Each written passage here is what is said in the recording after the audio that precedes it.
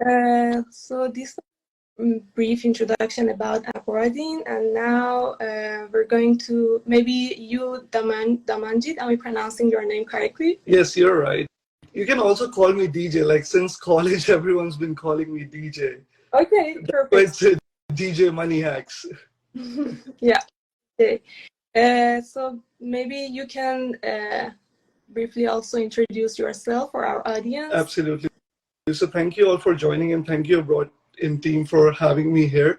I am Damanjit Singh. I was an immigrant 5 years ago. I'm an engineer and an MBA by education, but I became a banker when I first came to Canada. I became a financial advisor, and I advised not only international students, but students within Canada, people from Canada, about their personal banking and how personal finances and how they can do well within their personal space, because this is such a topic that it's not talked about among your friends, it's not talked about in evenings. So it's something that's very important but not talked about enough.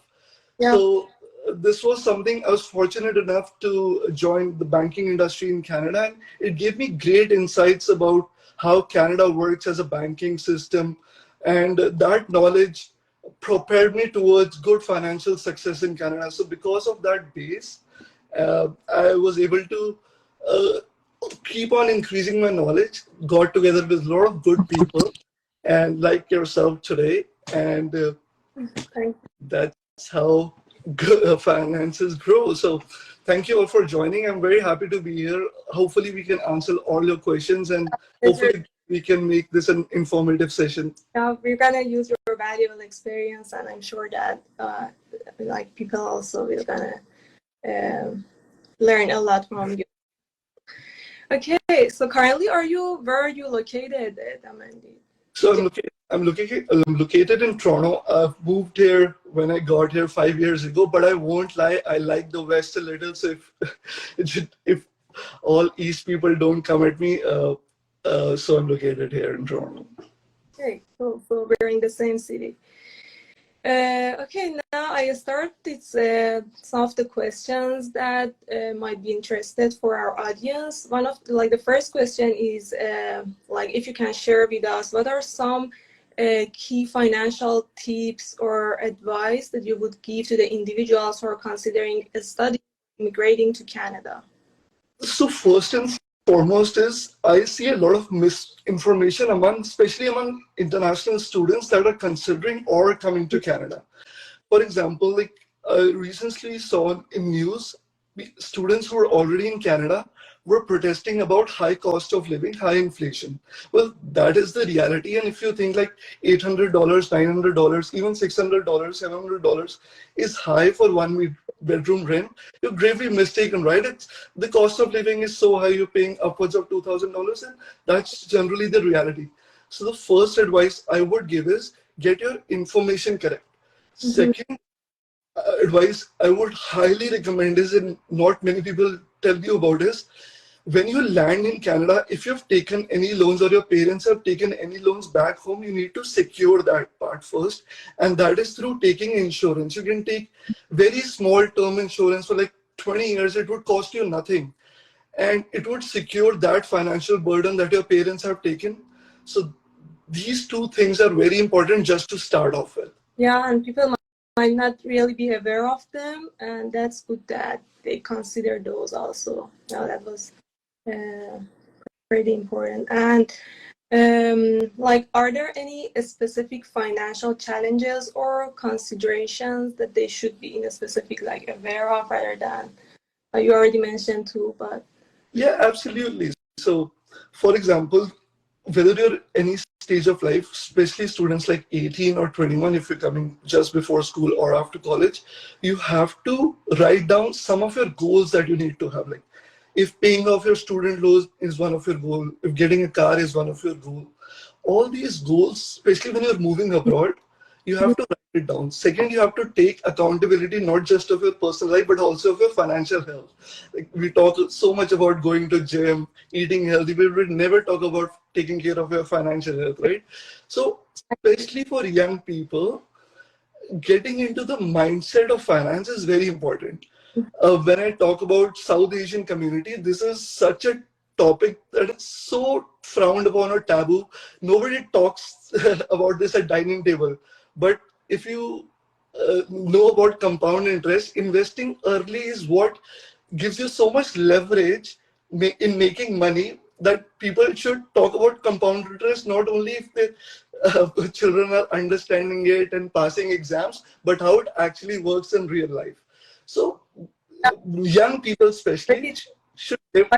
The health related finances that you mentioned is a great point, because like these are they look like small expenses, but in real life when you immigrate to a new country, if you put them all together, they're going to be noticeable and significant. Absolutely. So that's good. People also be aware of them and consider them in their like overall expenses. Absolutely.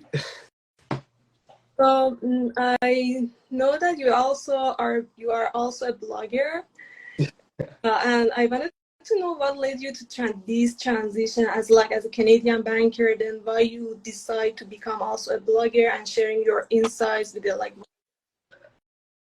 Yeah, so I started this channel 5 years later when I'm in Canada. I'm well established now. I know a lot of these things, and I primarily started this channel because I personally saw a lot of misinformation out there. To give you a small example, TFSA is a very common account in Canada, tax-free savings account, and people have been using it just for savings, which in my view is completely wrong. And I was just talking to this person this morning, and for the last 5 years, they have their money under their TFSA sitting in their savings account doing nothing, where they could have gained 10% year on year and made money out of it, right? So I started this channel just for information. And since I've started this, I've gained so much positive response. So many people have reached out to me, and I have responded to every one of them to the best way I can. And God is kind. I would say that all of them in some way or other have shared back that I have helped them in some way or the other, right? So I would say that information is king. Get on the habit of attaining information. Join newsletters like ابرادین has a great newsletter. Sign up for that. It would give you great insights. And young people coming to Canada, there's a lot of competition. It's not like 3 years ago, 5 years ago, right? Yes. See the people coming next to you. They are your competition. Try to upskill yourselves, because I see people with a very basic need of, like, people don't understand how important it is to have good communication skills. It's a very basic thing, and people just ignore it, right? People think without that or not working on it, you'll excel, but it's not the case because this competition is so much. So young people, Canada is great. Please come to Canada. Canada needs you, and you need Canada as well. That's why you're coming. But get into the right mindset. Exactly, and communication and networking both are very important and key. They play very important roles for in any steps of immigration, finding a job, finding a university. All of these are linked with communication and networking with right people. So basically, because you got so many questions and people ask you many for guidance, then you decided to open the page and become a blogger. Very exciting.